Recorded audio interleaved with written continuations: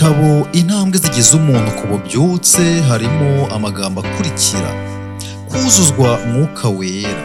Ni gute byambayeho kujya nkumva nshishikajwe n'imibereho yo kuzuzwa mwuka wera? Ku itariki ya 14 Kanama 2011, igihe nari ahitwa Kandagrand ho muri Benesse Highlands, nasobanukiwe n'umushyikirano w'ingenzi uwo ari wo. Nasobanukiwe n'impamvu yo mu buryo bw'umwuka ituma turi gutakaza bamwe mu rubyiruko rwacu.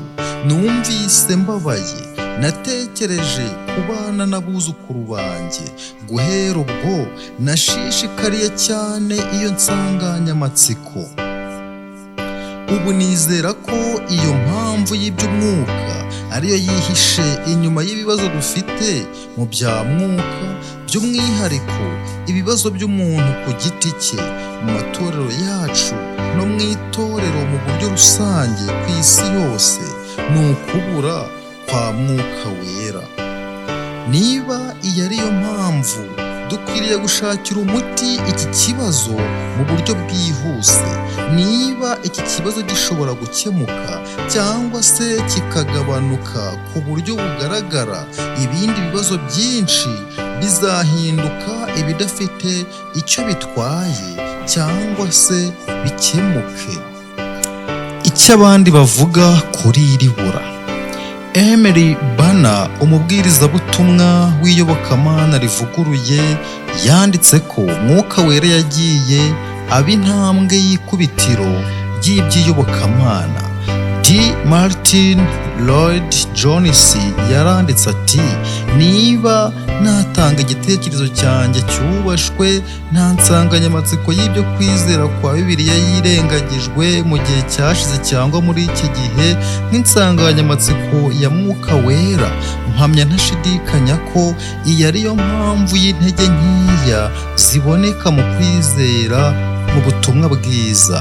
Leroy E. Fromm yaravuze ati: nemera rwose ko uku kubura kwa mwuka wera ariyo ngorane ikomeye kurusha izindi zose dufite. Dwight Nelson yaravuze ati: itorero ryacu risa naho ryageze ku iterambere rihagije ku by'imihango, igenamigambi ndetse na gahunda bishimishije, ariko ku iherezo nituramuka tutemeye ko dufite ubukene bw'ibya mwuka, ari byo kubura kwa mwuka wera bwigaruriye benshi muri twe, abagabura ndetse n'abayobozi, ntabwo tuzashobora na rimwe kwivana mu bukristo bwacu bw'umuhango. Gary F. Williams yaravuze ati: bisa naho mwuka wera agira uruhare ruto cyane mu buryo bukomeye mu mibereho ya buri munsi ya benshi mu badiventisti no mu mibereho y'iby'idini.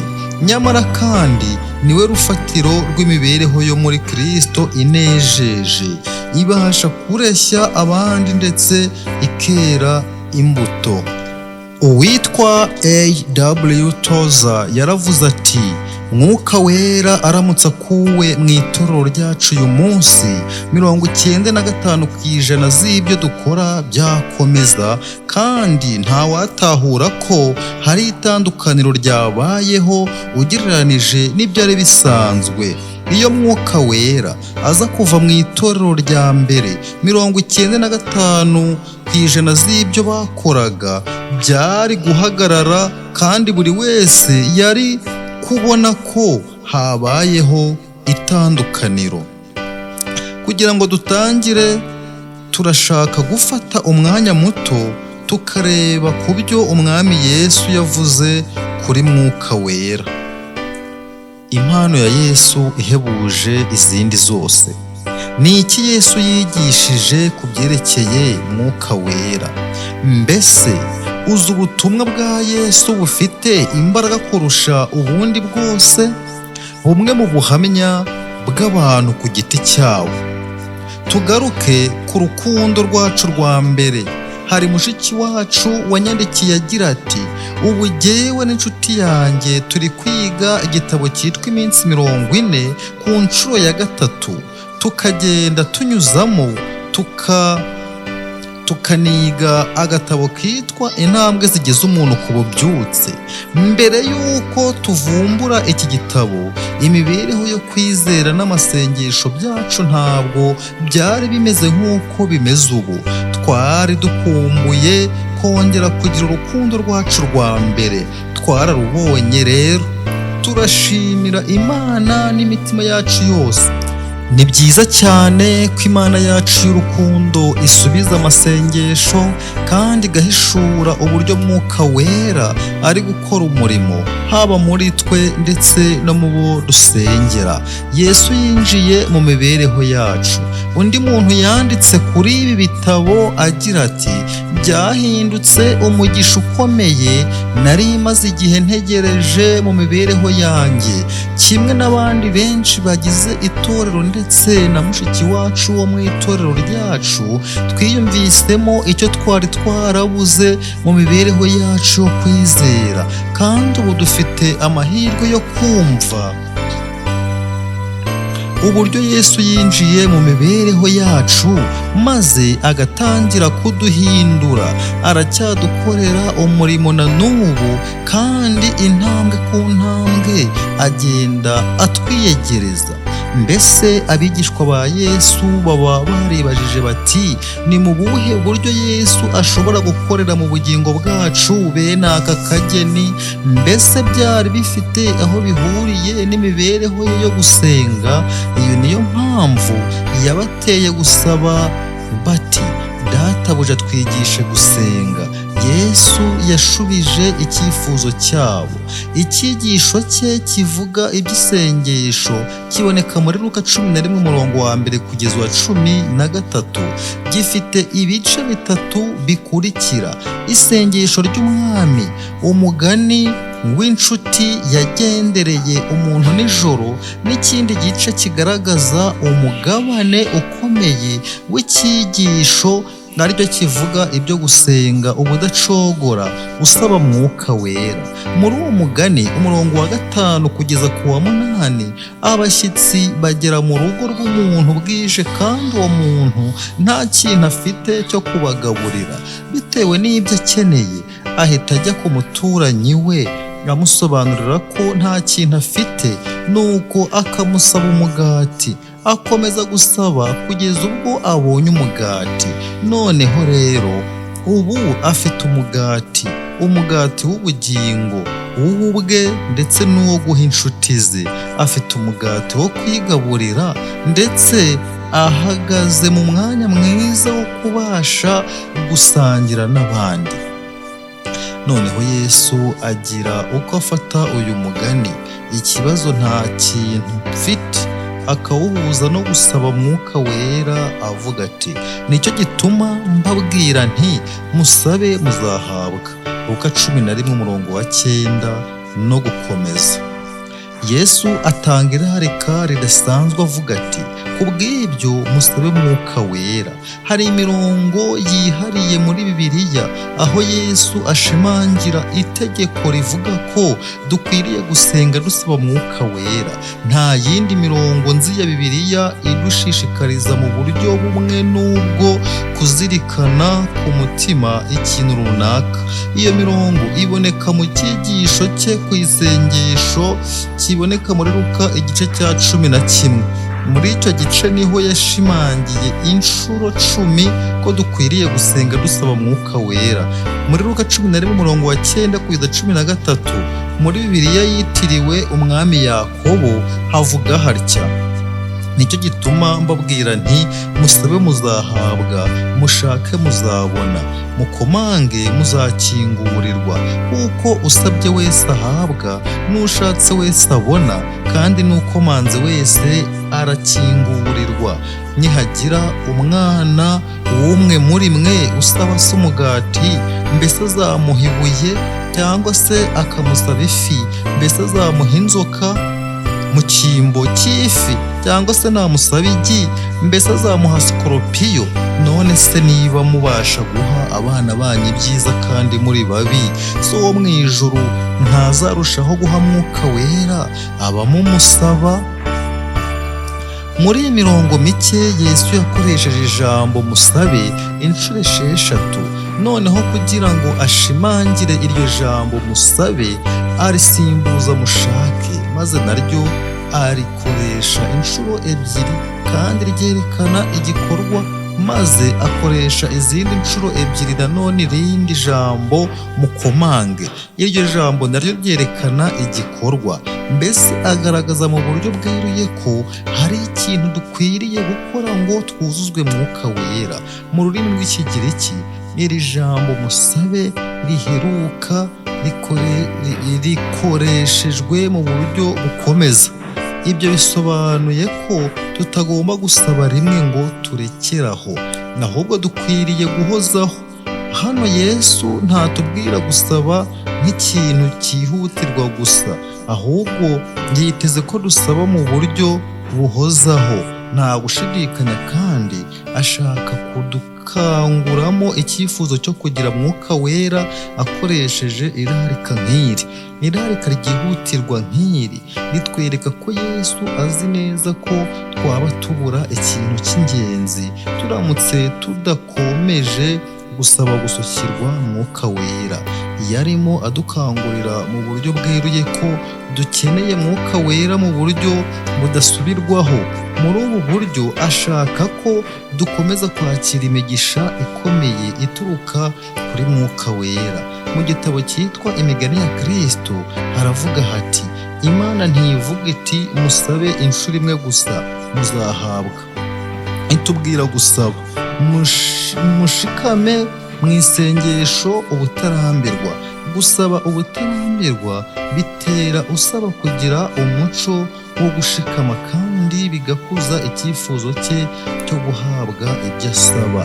Noneho Yesu akurikizaho ingero 3 zigaragaza imikorere irenze ubwenge, yemwe no ku babyeyi b'abanyabyaha. Yashakaga kutwereka ko nanone birenze ubwenge bwa muntu kuba Data wo mu ijuru atashobora kuduha Mwuka Wera igihe tumumusabye. Yesu ashaka ko twizera tudashidikanya ko tuzahabwa Mwuka Wera nitumusaba mu buryo bukwiriye. Duhereye kuri iri sezerano ndetse no ku yandi masezerano, dushobora gusaba twizeye kandi tuzi neza ko twarangije guhabwa ibyo twasabye. Urwa mbere rwa Yohana 5:14-15. Ibindi wabisanga mu gice cya 5. Dushingiye ku byo Yesu avuga, iri rarika ridasanzwe ritwereka ko haba habura ikintu cy'ingenzi igihe tudasaba Mwuka Wera tubishishikariye. Adukangurira kubona ko dukeneye Mwuka Wera mu buryo budasubirwaho. Ashaka ko tugerwaho n'imigisha iva kuri Mwuka Wera mu buryo buhoraho. Uyu mugabane w'icyigisho yigishije ku isengesho ni inzira imwe rukumbi. Mwuka Wera ni impano y'Imana ikomeye kurusha izindi. Ni impano ituma tubona n'izindi mpano zose. Niyo mpano Yesu yaherukirijeho guha abigishwa be, ikaba n'igihamya cy'urukundo rwe. Ntekereza ko dushobora gusobanukirwa ko impano y'agaciro nk'iyi itapfa gusunikirwa umuntu gutyo gusa. Mwuka Wera ahabwa abagaragaza icyifuzo cy'uko bakeneye iyo mpano kandi babasha kuyiha agaciro. Azahabwa abeguriye Yesu imibereho yabo, azahabwa ababaho imibereho yo kwitanga ubudasiba. Yohana 15:4-5. Kwitanga bisobanura kumva ukeneye Imana ufite inyota. Yohana 7:3. Kwiringira Imana unyizera nk'uko ibyanditswe byera bivuga. Yohana 17:38. Kwitanga wese nk'ingaruka yo kwiringira Imana, gushyira ubuzima bwawe bwose mu biganza by'Imana. Abaroma 12:1. Gukurikira Imana muri buri kintu cyose. Abamwumvira Ibyakozwe n'Intumwa 5:32. Kureka inzira zabo bwite, gukurikira inzira y'Imana no gukora byose ukurikije ubushake bwayo. Mwihane mubatizwe. Ibyakozwe n'intumwa 2:3-8. Kutagambirira ikibi.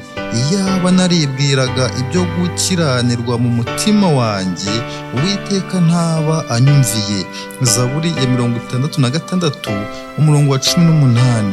Gukomeza gusaba Mwuka Wera. Luka 11:9-13.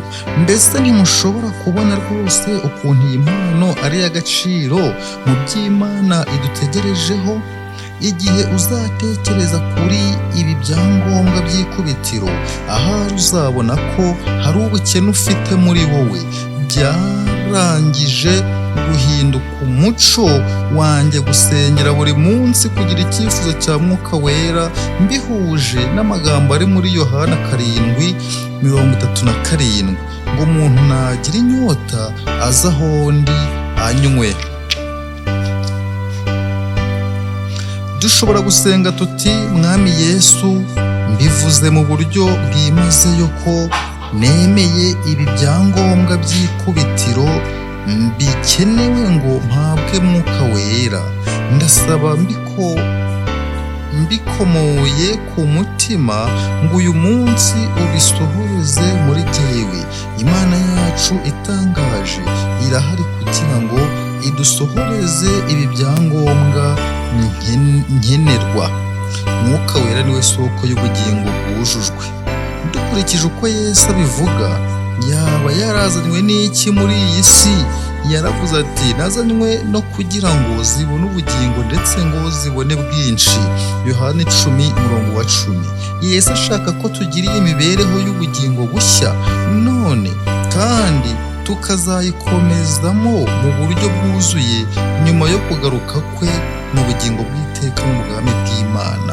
Nanone kandi atwereka isoko y'ubugingo bwujujwe Mwuka Wera agira ati: umuntu nagira inyota aza aho ndi anywe. Unyizera, imigezi y'amazi y'ubugingo izatemba iva mu nda ye nk'uko ibyanditswe bivuga. Ibyo yabivuze yerekeje kuri Mwuka Wera. Yohana 7:3-9. Imigezi y'amazi y'ubugingo, mbese iki si ikigereranyo cyiza cy'ubugingo bwujujwe? Mbese Yesu mu mibereho ye ya hano ku isi yaba yarigeze atanga urugero ruhura n'ibi ngibi? Tuzi yuko Mariya yasamye Yesu binyuze muri Mwuka Wera. Matayo 1:18. Tuzi yuko nyuma yo kubatizwa yasenze maze Mwuka Wera aramumanukira afite ishusho y'umubiri usa n'inuma.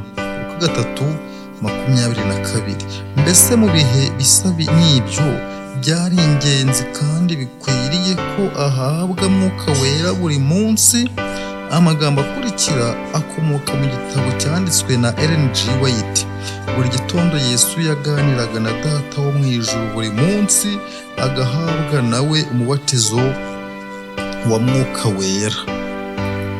Hari interuro iboneka mu gitabo cy'ibyakozwe n'intumwa igira iti: hari ihumure ry'agahozo ku mukozi witanze byimazeyo mu kumenya ko na Kristo mu mibereho ye ya hano ku isi yashakaga se buri munsi kugira ngo amuhe ubuntu bushya akeneye. Mu kuri Yesu yatubereye urugero muri ibi.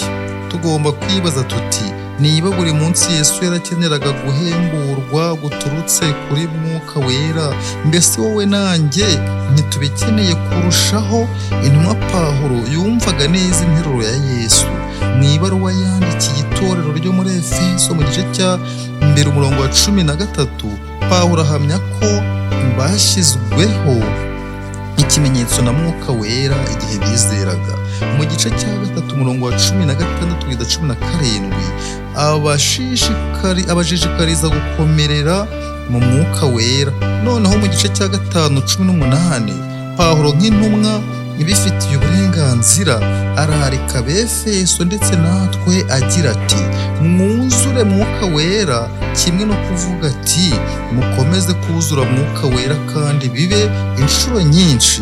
Nubwo twakiriye Mwuka Wera igihe twavukaga ubwa kabiri, turabona ko dukeneye muri rusange ihemburwa rya buri munsi. Kuzuzwa Mwuka Wera ni ingenzi cyane mu mibereho y'iby'umwuka ndetse no mu mikurire y'umukirisitu.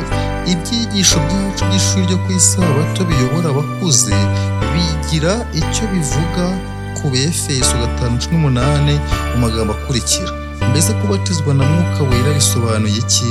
Rero Yesu ubwe yakoresheje impuzanyito igihe yasobanuraga umuntu abatizwa na Mwuka Wera. Ibyakozwe 1:5. Iyo Mwuka Wera amumanukiyeho, umurongo wa 8, kubatizwa bisobanuye kwibizwa wese mu kintu runaka. Akenshi icyo kintu kiba ari amazi. Ibi bisobanuye ko umuntu uko yakabaye ajyamo. Kubatizwa na Mwuka Wera rero bisobanuye kuba munsi y'ubutware bwa Mwuka Wera mu buryo bwuzuye, ukuzuzwa nawe mu buryo buheranije. Iki si ikintu kiba inshuro imwe, ahubwo ni ikintu kigomba guhora kiba, nk'uko Pawulo abivuga mu Befeso 5:18b yifashishije igihe cyakoreshejwe mu nshinga y'Ikigiriki. Amagambo yo gusezera kwa Yesu na Mwuka Wera. Mu magambo yo gusezera Yesu yavuze, yatanze umunezero n'ibyiringiro igihe yababwiraga ko Mwuka Wera azaza agasigara mu mwanya we. Muri Yohana 16:7 Yesu abwira abigishwa be ikintu gitangaje. Aravuga ati ndababwira ukuri yuko ikizagira icyo kibamarira ari uko ngenda, kuko nintagenda umufasha atazaza aho muri, ariko ningenda nzamuboherereza. Igisubizo gishya cy'ingirakamaro. Yesu yabwiye abigishwa be ikintu gitangaje agira ati ikizagira icyo kibamarira ni uko ngenda. Ibi bisobanuye ko igisubizo gishya ari uko kubana natwe binyuze muri Mwuka Wera aribyo bifite akamaro cyane kuruta kubana natwe kwe ari mu mubiri. Muri ubu buryo nta mbibi yaba afite. Ibiramambu ashobora kuba iruhande rwa buri wese hatitawe ku hantu uwo muntu aherereye. Ubuhamya bw'umwarimu hamwe n'ubw'umwe mu banyeshuri be. Igihe agatabo kitwa Intambwe zigeza umuntu ku bubyutse kanditswe na H. Halberry kageraga ku itorero nsengeramo mu mwaka ushize, nakanyujijemo amaso nihuse. Mu gihe nagasomaga nahise niyumvamo ko hari icyo nungutse mu isano yanjye ngirana n'Imana kurusha mbere hose. Ibi byaranshimishije kandi bintera umwete. Mu mugereka w'ako gatabo nabonyemo inama zikurikira: ubushakashatsi mu byo kwigisha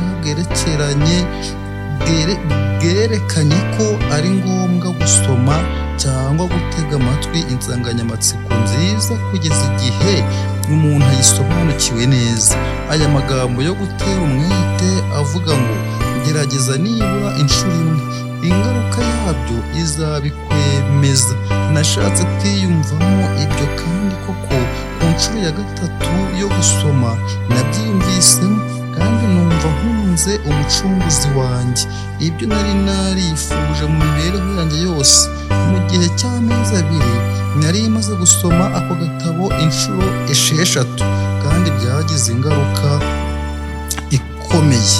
Byasaga naho nari nshoboye gusobanukirwa uko umuntu aba ameze igihe Yesu atwegereye, nuko tukabasha kureba mu maso he haboneye kandi huje ubugwaneza.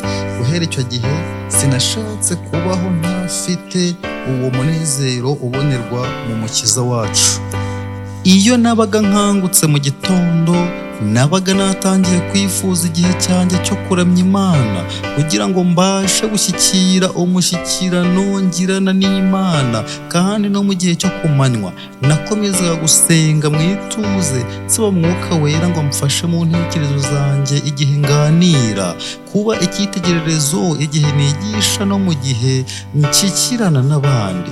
Igihe habagaho umwana uhugukiye ibyo kandi agakora akurikije urwo rugero, Imana nayo yampaga imbaraga n'ubwenge ngo menye uko mbyitwaramo.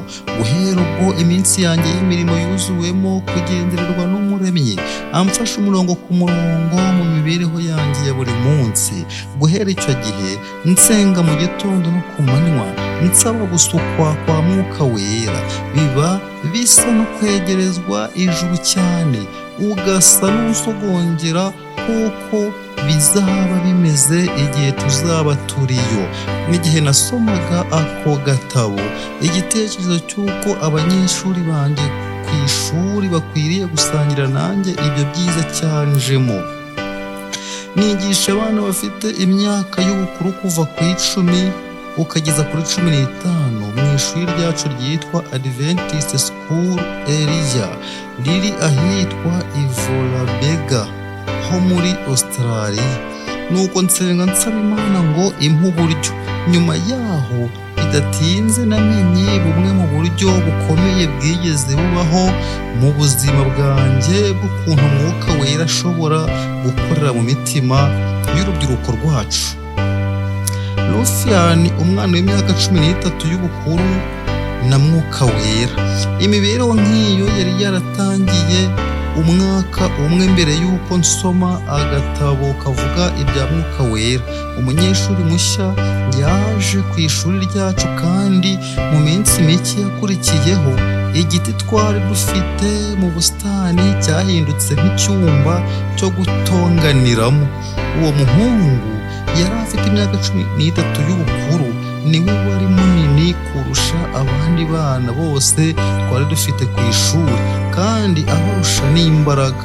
Byinshi mu bintu byari byarizwe muri uwo mwaka w'amashuri kandi byaragize umusaruro mwiza, bisa naho byahise byibagirana mu mwanya muto.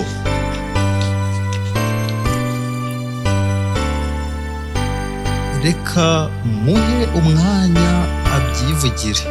Igihe nageraga ku ishuri nigaho muri iki gihe, nta gitekerezo nari mfite cy'ibyari bintegereje. Ku munsi wa 2 nyuma y'uko mpagera, naremeye baranshotora, bankubita inkonji, ndetse umwe mu banyeshuri twigana atangira kundwanya. Naramukubise nubwo byagaragaraga rwose ko murusha imbaraga, maze mubwira nabi cyane kandi sinongera kwifuza kumubona mu maso yanjye ukundi. Nyuma yaho naje kubona ikosa nakoze, maze ndisabira imbabazi nk'uko nari menyereye kugenza na mbere hose. Nyuma yaho naje kugirana ikiganiro n'umuyobozi mukuru w'ishuri. Mu mezi yakurikiyeho numvise hari urugendo rwatangiye muri njyewe. Biratangaje kumva icyo gihe aribwo nari ntangiye urwo rugendo kandi n'umwana wa pasiteri. Natangiye kujya marana igihe na Yesu. Natekereje ko uyu mwana w'umusore yashoboraga gukenera igihe cyo kwitabwaho by'umwihariko. Yari azi neza aho agira intege nke. Byaramubabazaga maze akongera kugerageza bundi bushya. Nyamara ntiyakundaga kumara igihe kirekire ari mu ntsinzi mu mbaraga ze yakoreshaga. Bigitangira byaragoraga kumara umunsi wose atagize uwo arwana nawe. Nyamara uko iminsi yahitaga hagendaga habaho impinduka nziza. Nyuma y'amezi 6 yavuze ko atekereza ko ari amasengesho yamuzanye hafi y'Imana. Hagati aho yari yaratangiye gusenga mu gitondo asaba imbaraga, guterana ibipfunsi igihe arakaye no kurwana kwe byari byaragiye bigabanuka. Noneho ubu amezi 12 yari ashize ari ku ishuri ryacu, kandi twashoboraga kubona ko hari impinduka nziza zarushijeho kuboneka muri we. Nyamara uburakari, kurahira, gutomboka no guterana ibipfunsi ntiyashoboraga kubitegeka mu buryo burambye. Byari kamere ye, yageragezaga kurwana akoresheje imbaraga ze n'uburyo abyumvamo. Ibyo byashoboraga kumufasha mu mwanya umwe cyangwa se mu wundi, ariko ntabwo ari buri gihe. Amasengesho yacu hari bimwe yagiye ageraho, ariko ibitekerezo bye byari bitarajya ku murongo rwose, kandi imbaraga ya mwuka ihindura umuntu mushya yari ikibura. Mbese bimaze igihe umuntu abonye amakosa ye akagerageza gutegeka uburakari bwe, nyamara mu mwanya ukurikiyeho akibona yongeye gutsindwa. Igihe nabonaga ko imbaraga zanjye zirangiye, nahawe ka gatabo navuze mbere, kaje mu gihe gikwiriye. Noneho mbona neza icyo twaburaga ni imbaraga ya mwuka wera. Nta nubwo twigeze tumusaba ngo adufashe. Guhera igihe nakorwaga ku mutima n'ubutumwa buri mu gatabo kitwa Intambwe zigeza umuntu ku bubyutse, nagize umwete wo kubaza wa mwana w'umuhungu niba yarigeze gusenga asaba mwuka wera. Yanshubije ko atigeze abikora. Noneho nagerageje kumushishikariza gukunda ako gatabo, nyamara ntabwo nigeze nkamuha. Mu by'ukuri yashoboraga kukifuza, kandi koko bidatinze yarakansabye. Nanone aya ni amwe mu magambo ye. Mu Gushyingo 2012 mwarimu wanjye yampaye agatabo kitwa Intambwe zigeza umuntu ku bubyutse. Nihatiye gutangira kugasoma. Icyo gihe ntabwo nari nzi byinshi ku murimo wa mwuka wera. Umunsi wa mbere yari arangije gusoma ibice 2 by'ako gatabo, maze ambaza inshuro nasomye ako gatabo. Yahise yongera gutangira gusoma ibyo bice yari yasomye mbere, kandi yashakaga gukurikiza inama ako gatabo kagiraga umusomyi, ariyo kugasoma inshuro 6 kugeza ku nshuro 10. Guhera icyo gihe byinshi byarahindutse. Kuva mu Ukuboza 2012 no gukomeza, ntihari hakiriho intonganya no kurwana nanjye. Sinashoboraga kwizera ko habaho ibintu nk'ibyo. Abana b'abahungu yakundaga gukubita buri munsi nibo bari inshuti ze kandi bakuzuzanya. Yari yarahindutse rwose, afite ikinyabupfura, yemwe ndetse ubushake bwo gufasha abandi n'ubugwaneza bisimbura amahane yagiraga. Bagenzi be bigana bashoboraga guhamya ko Imana yariho ikorera umurimo muri we. Ushobora kubona imbuto buri munsi mu cyubahiro cy'Imana. Ndashaka kubabwira ko uwo mwana yafashe icyemezo cyo kubatizwa muri Kamena 2013. Iyo bitaba ku bwa mwuka wera, nahoraga ntekereza ko nshobora kuyobora umwana kandi nkamutera gutekereza mu buryo bukwiriye. Kwihangana, guhuguka no kuganira kenshi byashoboza umuntu kubigeraho, nyamara ntabwo biramba. Imana yagombye gutabara maze inyigisha ko ari mwuka wayo ufata ibidashoboka akabihindura ibishoboka. Umunsi umwe igihe uyu mwana w'umuhungu azaba ari mu ijuru, nzamenya rwose ko Imana ariyo yabikoze. igihe nari ngeze aho ubwenge bwanjye bugarukira maze nkasobanukirwa ko ntashobora kumwigisha, nibwo Imana yatangiye umurimo muri we. Bintera umwete wo kubona ko nta hantu umuntu yagera kure ku buryo Imana itamukiza. Isengesho. Data uri mu ijuru, tugushimiye irarika rya Yesu ritubwira ko byihutirwa gusaba Mwuka Wera. Ndicuza kubw'ibihombo nagize biturutse ku kutagira Mwuka Wera. Nkeneye ubufasha buturutse ku Mana kugira ngo Yesu ashobore kwererezwa muri jye. Nkeneye ubufasha bwe muri buri mugabane w'imibereho yanjye. Ndagushimira ko Mwuka Wera ashobora guhindura kamere yanjye kandi akabasha kuyitunganiriza gusa n'ubwami bw'Imana. Ndakwihaye burundu, jyewe ubwanjye n'ibyo mfite byose. Ndagushimira ko unyakiriye kandi ukaba umpaye imigisha. Mfasha kugira ngo nkurire mu kumenya Mwuka Wera. Amina.